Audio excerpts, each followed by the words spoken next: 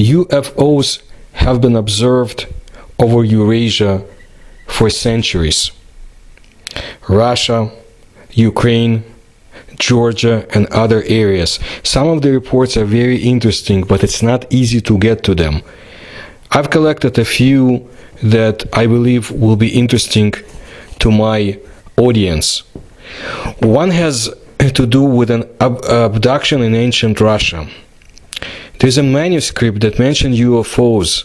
This manuscript was discovered in the Kazan University and was researched in Moscow by a historian whose last name is Strunina.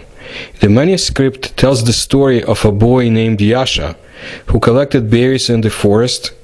Suddenly the boy saw a stranger dressed in white cloth next to him. The stranger introduced himself as Timofey. Timofey placed Yasha in a giant copper cauldron, as was described in the manuscript, and some unknown force ascended both of them to heavens. Yasha spent 3 years in that place.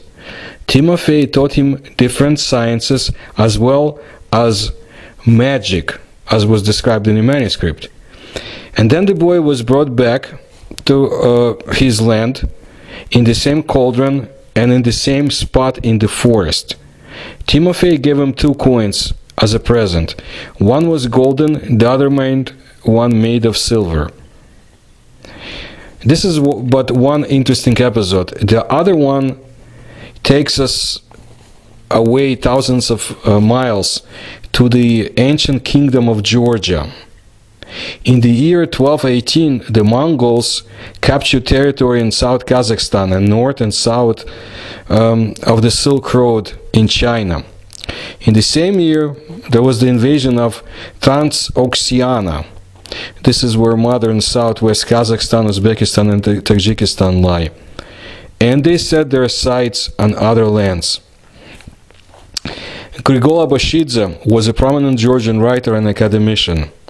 And in his novel La Charella, Grigol Abashidze described a very unusual phenomenon that occurred in the period of Georgia's history when, and here I will cite him, redoubtable, heretofore unknown power was approaching the country from the east. Neighboring countries to the southeast of Georgia were shrouded in guarded silence. It was as if stifling heat had descended upon earth, and everything living was suspended.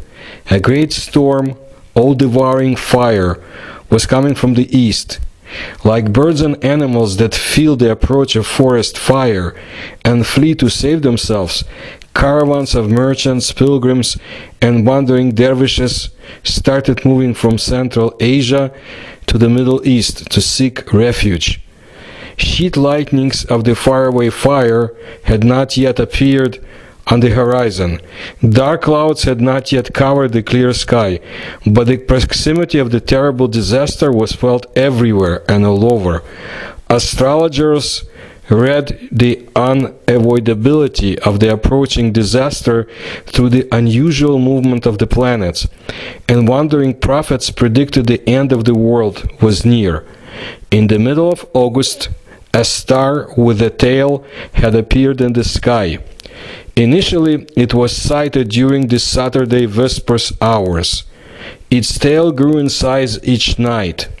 In the beginning, the tailed guest appeared only at daybreak. Later, it became visible also at midnight, and in a few days it brightly glowed all through the night. It arrived from the east, and its light at first barely reached the ground, but then it strengthened and started glowing so blindingly as to cause people to fear and tremble when they looked at the star. It grew and assumed the shape of a spear, and other stars faded in the radiance of its rays. The fear that was caused by appearance of an unusual heavenly body was also intensified due to the powerful earthquake that took place in Georgia at the same time. A great temple was destroyed, and for Priests perished under its ruins. The church and astrologers prophesied the great calamities and predicted that the sword of an enemy will shatter peace and quiet of Georgia.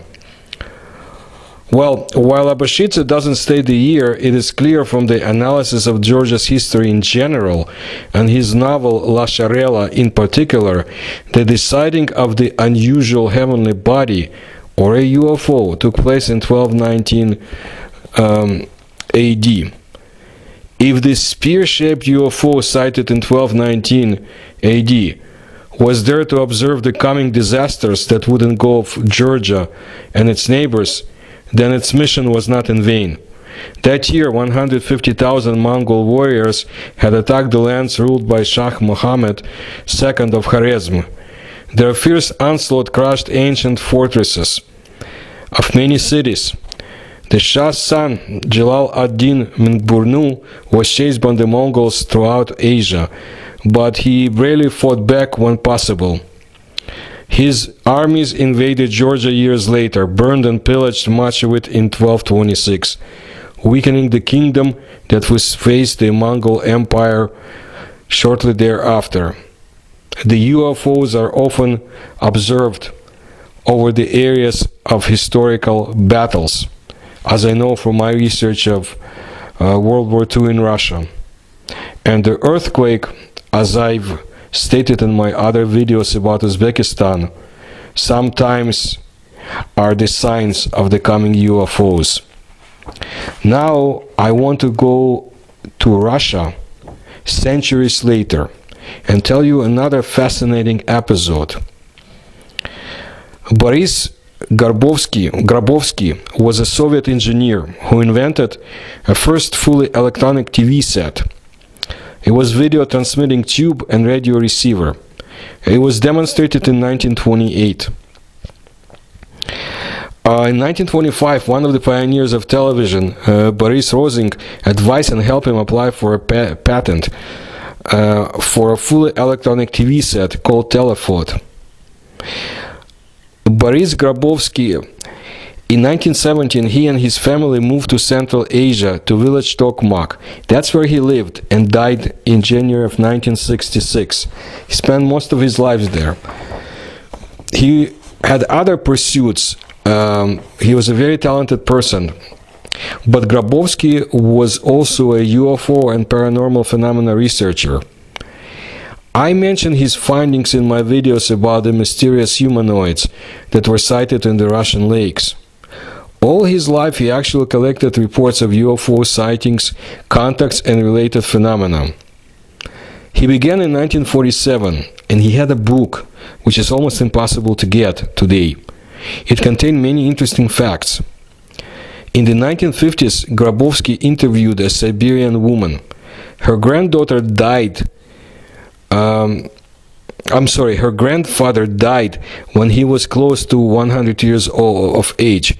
In his youth, he was a shepherd. Once he was looking for an animal lost from the herd. His search was futile, and losing all hope, the youth went to a forest glade, and there he saw a giant sphere. It had supports underneath which rested on the ground. Nearby, he saw monsters, as he described them, that looked quite humanoid. Right next to them was his lost cow. It was dead and its stomach was slit. Yet there was no blood anywhere in sight. The monsters bent over the animal and studied something inside it. It seemed to the young man that they were cutting something out. Sometime later, they noticed the young man and gestured to him in a strange fashion. Well, he became very afraid and ran away. This incident took place sometimes in 1860s and was recorded in the 1950s. UFOs did not become a fashionable subject as yet, so it hardly seems that the Siberian woman invented the story. She knew nothing about tabloids or UFO hysteria. So sometimes it's worth looking in the old papers and books, because you find confirmation of the same strange phenomenon that we've been trying to understand and to solve for so many years.